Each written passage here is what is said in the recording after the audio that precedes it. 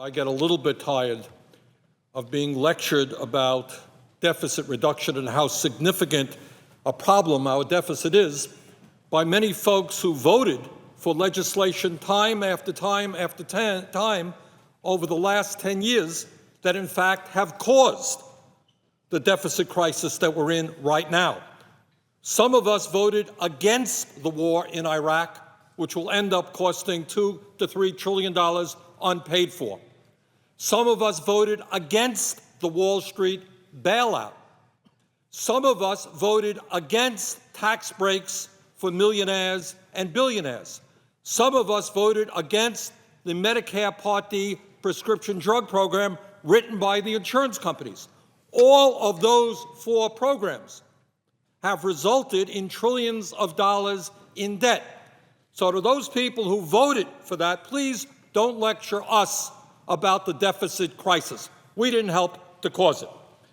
Mr. President, the debate over deficit reduction comes at a very unusual moment in American economic history. While the middle class is in rapid decline, while real median family income is going down, while wages for millions of workers are going down, while poverty is increasing, we also are at a moment when the wealthiest people in this country have never had it so good. Over a recent 25-year period, 80% of all new income went to the top 1%. And today, as a nation with the most unequal distribution of wealth and income of any major country, we have the 400 wealthiest people in America, 400 people owning more wealth than the bottom 125 million. And when you deal with deficit reduction, you have to take into consideration the decline of the middle class, the increase in poverty, and the growing disparity in income and wealth between the people on top and everybody else. Mr. President, given the reality of record-breaking corporate profits and the increasing wealth of the people on top, it should surprise no one that poll after poll shows that the overwhelming majority of Americans want our deficit crisis to be addressed through shared sacrifice, not just coming down heavy on working families and the middle class and the children and the sick and the elderly. The American people, in poll after poll, have said they want everybody to contribute and help to a deficit reduction, not just the most vulnerable people in this society. Unfortunately, the House-passed budget moves us in exactly the wrong direction. It would end Medicare as we know it by giving senior citizens inadequate vouchers to buy health insurance from private companies. Seniors would, on average, see their out-of-pocket expenses double by about $6,000 a year. Seniors at the age of 65 would be given an $8,000 voucher to go to a private insurance company. Now, you tell me, if you are 65, if you are suffering with cancer or another illness, what an $8,000 plan will do for you. It is a disaster.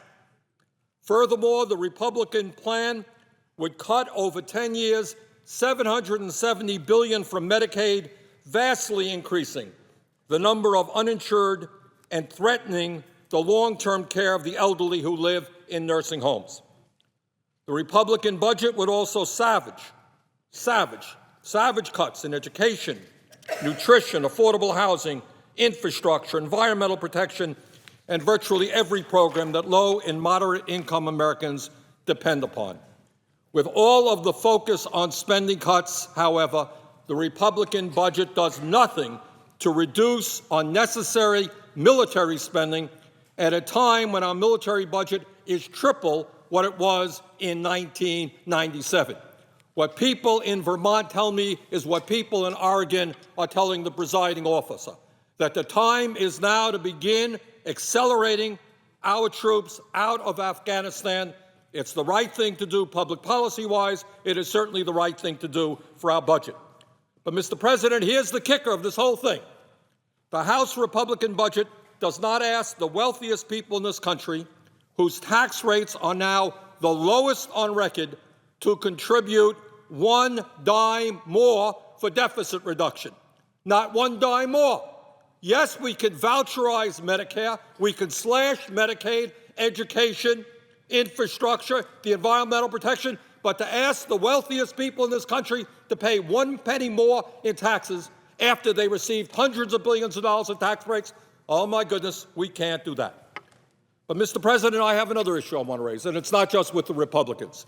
It has to do with the Democrats, frankly, and with President Obama. Will the president demand that any deficit reduction agreement ends Bush-era tax breaks for the wealthy? Will he stand up and be tall and fight for that important principle?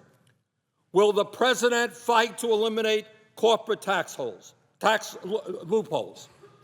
Will he end the absurd policies which allow the wealthy and large corporations to avoid taxes by establishing phony addresses in offshore tax havens? We are losing about $100 billion a year from the corporations and the wealthy who stash their money in the Cayman Islands and Bermuda. My hope is, and I think the American people are hoping, that the president will stand firm in fighting to end those absurd loopholes. As Vermont senator and a member of the Budget Committee, I will not support a plan to reduce the deficit that does not call for shared sacrifice. At least 50% of any deficit reduction plan must come from increased revenue from the wealthy and large corporations. We must ask the top 2% of income earners who currently pay the lowest upper income tax rate on record to start paying their fair share.